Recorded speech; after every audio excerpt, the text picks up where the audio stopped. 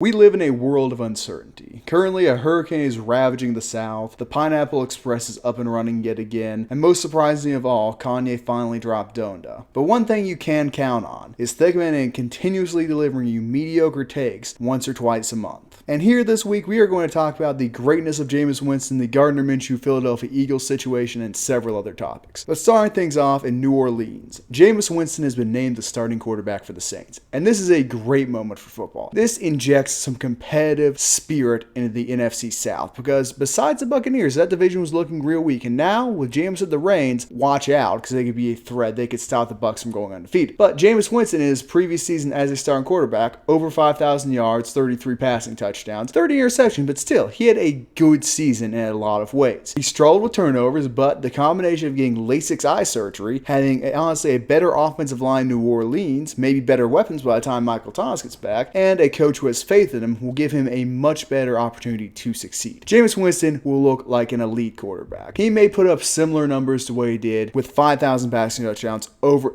5,000 passing yards, 33 passing touchdowns, but he will cut down the interceptions greatly, maybe only 10 to 15, which is still a lot, but when you're slinging it that much, picks are bound to happen. He will be a great quarterback in the NFL and show people why he was the number one overall pick. I am excited for Jameis Winston, and I'm excited for the Saints. It is going to be a great time in New Orleans, and I will tune into many games to watch famous Jameis cook. There's a reason Jameis Winston was the first overall pick in his respective draft class. He clearly is very talented. In his last full season as a starter, you do not throw 33 touchdowns by accident. That takes some level of skill and some level of talent. Mediocre quarterbacks do not reach that number. Unfortunately, maybe it was due to overconfidence. Maybe it was the fact he couldn't see the defenders. He threw the other ball to the other team a lot. And something that I think that is kind of a factor in maybe his progression is that he was the day one starter in Tampa, and maybe he just wasn't as ready as many of us, many of the experts, many of the fans would have liked to believe due to how much he produced in college. And I am willing to get behind the thought process that sitting behind Drew Brees for a season is going to help bring his game to the next level, and also learning from Sean Payton. I haven't really seen a lot of people talk about this, that I am almost positive this move from Jameis Winston to the starter instead of Taysom Hill has something to do with the Saints personnel and what they have with on their roster. They are going to need Taysom Hill on the field as a tight end or wherever they want in the formation. They don't have that many offensive weapons. I mean, they have Marquez Callaway, and Michael Thomas is not going to be ready to start the year, and Adam Troutman is their tight end. And of course they have Alvin Kamara, but it is going to help their offense with Taysom Hill on the field at a different position than if he was at quarterback. For example, Jameis Winston isn't going to be throwing blocks on 280-pound defensive ends for Taysom Hill, and he's not going to be running past DBs getting open for Taysom Hill if he's a quarterback. I think this, while it's definitely a case of playing the better player, playing the better quarterback, I also think what the Saints have on the roster and their different personnel has been a factor in this decision. Well, look, at the end of the day, Taysom Hill is a very poor man's Lamar Jackson, more comparable really to a Tim Tebow who isn't clutch. He's not an NFL quarterback. I can name you 30 to 50 guys who are clearly head and shoulders above him, and Jameis Daniel has Jones potential. better than him? That's probably not one of the 30 or one of the 50. But Jameis Winston has the potential to be a top 10 level guy. If he can put up similar numbers to what he did in Tampa Bay his final season and cut down the interceptions, if he cuts them in half and still throws an absurd 15, which might lead the league, he would still be an elite quarterback. And look, you can talk about personnel all you want, but at the same time, Taysom Hill, at the end of the day, you put the player you think gives you the best chance of winning at quarterback. So I think Sean Payton has a lot more confidence, or at least some confidence, in Jameis Winston over Taysom Hill. He's clearly an actual quarterback. Taysom Hill, not so much. People call Lamar a running back. Taysom Hill actually is a running back. But it's not a typical situation is also what I'm getting at. Jameis Winston gives you the best chance to win because Taysom Hill is also going to be somewhere else on the field when Jameis Winston's playing quarterback. It's not like Carson Wentz versus a Jalen Hurts discussion last season. If you could clone Taysom Hill and have two Taysom Hills out there, I would still rather have Jameis Winston playing quarterback than Taysom Hill throwing to Taysom Hill. No, and I also said that, but I think it made it even easier decision for Sean Payton because of the fact that Taysom Hill is going to be on the field helping the offense in a different way is also what I'm getting at. Because even sometimes, coaches make stupid decisions and they give the quarterback the start when they really shouldn't. I mean, Deshaun Watson's rookie year, didn't Tom Savage or someone get the start before he did? And then midway through the game, they switched to Deshaun, I think. Sometimes they do that because they feel for the player. I think Jameis Winston will find a lot of success in New Orleans. I think he'll be a top 10 level guy, maybe even a top 5 level guy, and may lead the Saints back to the playoffs. And and may, in fact, win an MVP. Not an MVP, an NVP. Not valuable player? Nickelodeon valuable player, dumbass. Oh, I forgot that game was even a thing. Well, we've been discussing Gardner Minshew over on the TikTok, or more specifically, I've been discussing Gardner Minshew on the TikTok, and I do feel a little bad for him. The Eagles' front office stupidity never ceases to amaze me. I constantly get a vibe of general incompetence from Howie Roseman and Nick Sirianni. It is the same feeling and vibe I got as a Giants fan when Ben McAdoo and crew were heading the Giants front office and also coaching staff. It is almost like they are continuously seeking out quarterback controversy and continuously seeking out team dysfunction. And to the Eagles fans on TikTok and to the Eagles fans in general who seem to think he was acquired because they don't have a backup and they need a backup quarterback. Let me let you in on a little secret. Half the league doesn't have a good backup quarterback. You really shouldn't be worried about who your backup quarterback is, let alone think about trading for one. If you truly believe in Jalen Hurts as a competent starter, and to my knowledge, Jalen Hurts has never missed a start in the NFL or a start in college due to injury. There is no injury history here. They are not getting a backup because they think Jalen Hurts is going to get injured. The only reason I think the Eagles traded for Minshew is because they have some weird infatuation with not trusting their starting quarterbacks, but it is also because they just don't trust Jalen Hurts in general. When they had Carson Wentz, they drafted Jalen Hurts. Then they signed Joe Flacco in the offseason after they get rid of Carson Wentz, and they say there's going to be a quarterback battle between Jalen Hurts and Joe Flacco. I feel bad for Minshew because he goes to another dumpster fire of an organization, and he's not going to succeed there. Jalen Hurts is not going to succeed there, and I feel bad for Jalen Hurts just because the organization is not showing him any trust. They're not even giving him a chance to be a productive quarterback. I think the Eagles need to get rid of Howie Roseman if they're ever going to be successful. It's much like the Giants after they won their second Super Bowl or fourth Super Bowl, however you want to look at it. And 2012, Jerry Reese destroyed the Giants roster over the next 6 seasons. They're still recovering from that. The Eagles just suck. Love how you worked the Giants in there. Funny how that always works out. But Gardner Minshew is really a victim in the situation. Obviously, multimillionaire, very talented individual, handsome, dashing rogue and the like. But still, he has been part of the two teams which blatantly tanked last year. The Jaguars held him back, didn't let him start several games, even when he was clearly ready to come back from injury because they wanted to lose. And the Eagles had the most infamous bit of tanking, which got their Super Bowl winning head coach, Doug Peterson, fired. But Gardner Minshew is capable of succeeding on the individual level. You look at the numbers, they're there. You look at the ability to escape the pocket, the ability to make throws in the tight windows. It's all there. Fumbles a little bit too much, but I'd say it's worth it in his case as opposed to some other players where you take that risk, assume he can improve it, particularly if he's not behind a dog shit O-line. But at the end of the day, it's going to be a competition between Hurts and Minshew. It's not going to be Joe Flacco involved. And the reason this is because Jalen Hurts played pretty bad last season. Had, I believe, a sub 55, close to a 52% completion percentage. Was honestly more of a threat in the ground than he was in the air, and really couldn't get it done. Like, people make fun of the Eagles for benching him, saying they were clearly tanking, but he was playing terribly that game in terms of passing, the final game of the season. But Gardner Minshew will eventually earn the starting spot because I truly believe he is better than Jalen Hurts. He's the second best player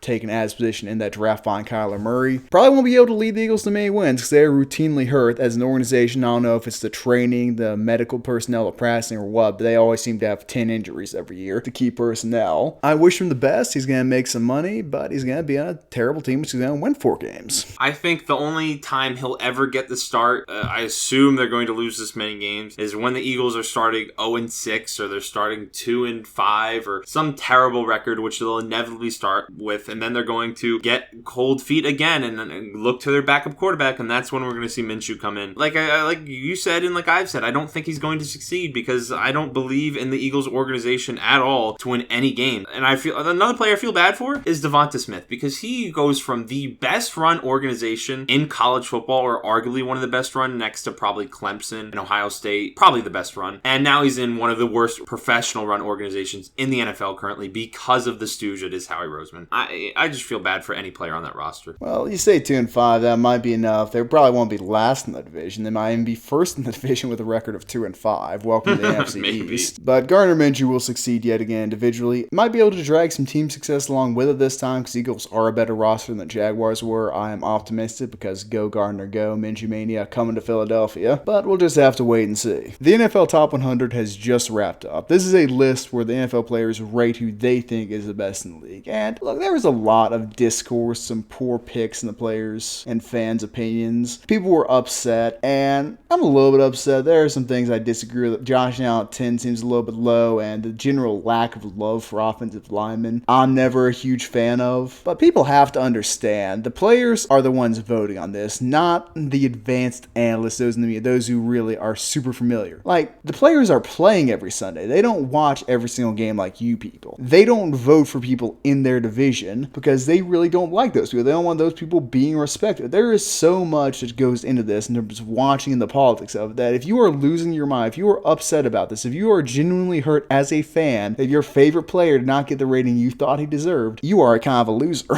I don't know any other way to say it, but ascribing value to this list in and of itself is foolish. There are some great things about it, there are some stupid things about it, but at the end of the day, it's just a fun little list made by players and people are freaking out about it. So I don't really understand the backlash. I love the fact they do it every year because it lets me know what the players are thinking. But Tristan, you had some thoughts about the list, so why don't you go ahead? Well, while I do agree with everything you said, I also think that it's fun to talk about just some of the dumbest things about this list. And what I think is the dumbest thing about this list is how they rank the wide receivers. The top 4 isn't that bad.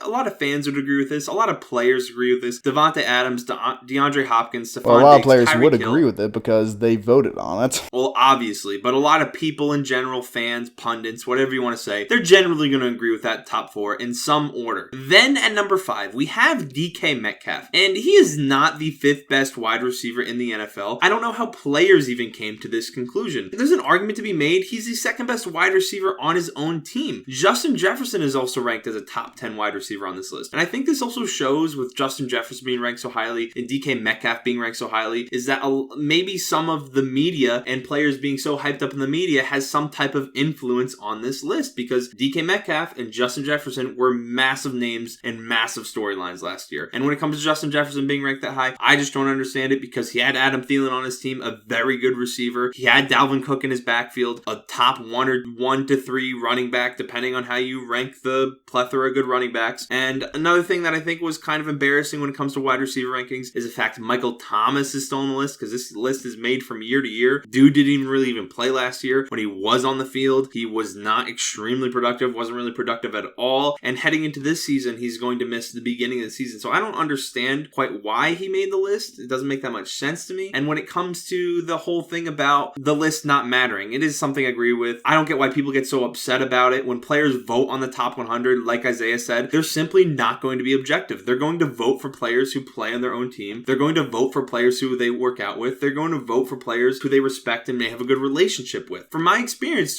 from talking with a couple former NFL players, I work at Prolific Park. I work with Ricky Prohl, who was a Panthers wide receiver coach at one point, and he still coaches a couple NFL guys. Some of the players that he's interacted with, some of the players that he's coached, he speaks so highly of that when you're listening to him, you feel like he's talking about Julio Jones, and he's not talking about Julio Jones. Players are inherently biased, just like fans, and I think fans need to realize that just because they play the game does not make them objective, and there's bias all over the list. That being said, I care a lot more about players' opinions than I do any fans, but Tristan, 2 quick questions for you, O pundit one. Who holds the NFL record for the most receiving yards by a rookie wide receiver? Justin Jefferson. And how many games did Julio Jones play? I don't know. He played 9 games. Off the top of Should my head. he have been on the list? Yes, just because he's Julio Jones. And Michael Some Thomas pedigree is that just goes on with the that. list because he's Michael Thomas. You chose a weird angle to come at the list for a tag. You could have gone what I did and talk about the O-line disrespect, even though they've got at least one top 10 player running around there. But, you chose to target 2 decent picks. So it's not fair. There's also the fact that I feel like a little bit like Aaron Donald is routinely high on this list, not solely because he's the best player in football, which he is, but because if you get caught on record disrespecting Aaron Donald and he finds out about it, he's probably going to rip your quarterback's head off the next season. So probably a little bit of fear which goes into this. That's why Julio and Mike are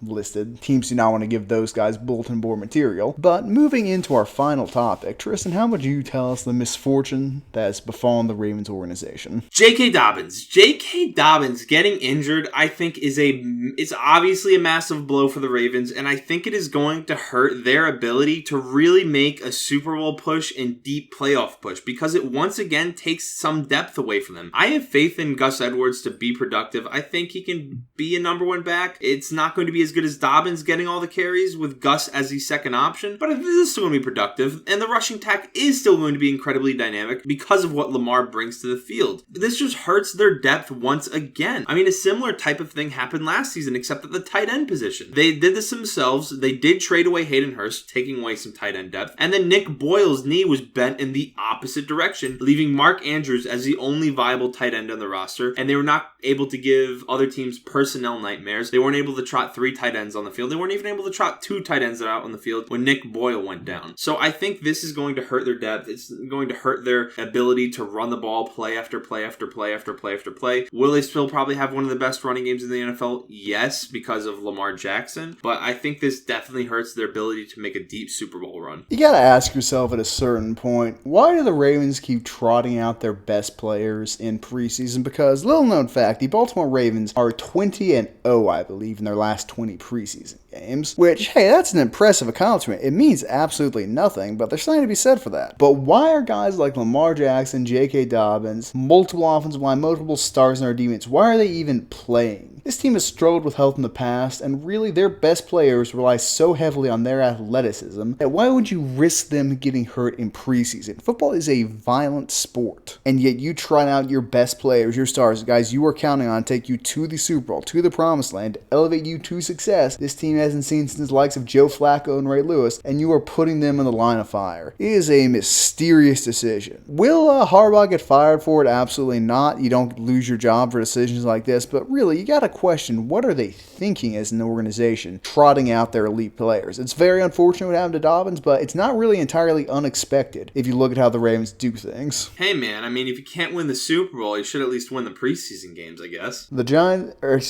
Ravens will have won more preseason games than I'm willing to wager most teams will win regular season games in the next 3 years. That is very true. Be more like the Ravens, kids. So, final question of the day, and you love these topics so much. Is the ocean a soup? What? The ocean is not a soup. Why isn't it a soup? Because a soup you can just stick your spoon into and drink the liquid. You can't drink salt water. You definitely can drink salt water. Of course you can drink salt water. Well, you can, but it's going to kill you. Do most soups kill you if you drink the whole No, bowl? but if a soup is prepared very poorly, like if you have that pufferfish soup out there in the world that the Japanese are fond of making, if that's improperly prepared, it will also kill you. Does that mean it's not a soup? No, it's just a really poorly prepared soup.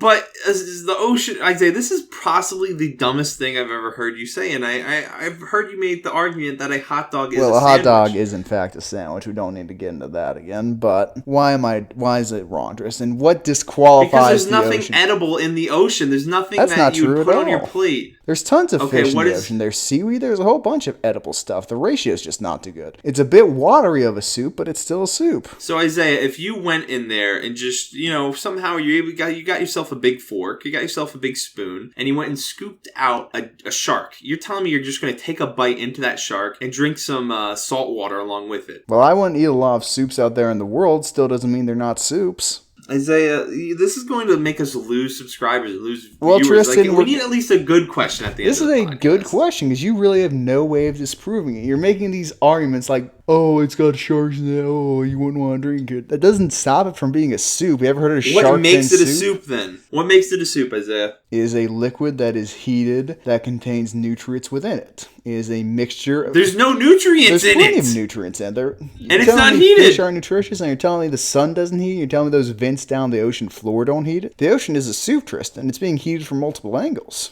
But it's not hot! It's hot in some places. The overwhelming majority, it's not. If a soup goes cold, is it still a soup? Isaiah, look, the ocean has water, it has seasoning, it has meat, it has vegetables, and it has a bunch of added ingredients if you can add human pollution. It's a soup. I don't even know what to say. This is the dumbest. You have no counter argument to me, so you're just resorting to calling me dumb. I do have a counter argument, and then you're just saying my counter argument's dumb. You have a single statement. I've been asking you questions, and your response to it don't even make sense. My response to it is, yeah, that qualifies as being a soup. The ocean is a soup. It's not, though. is definitely a soup. And the next time I'm at the ocean, I'm going to take a big old spoonful and pound it just for you. That will be one of our next TikToks. But anyway, Be sure to comment down below. Let us know if you think the ocean is a soup, and we will talk to you later. Like the video, subscribe, follow us on TikTok if you don't already. Leave a comment. Do all that stuff, and we'll see you in the next one.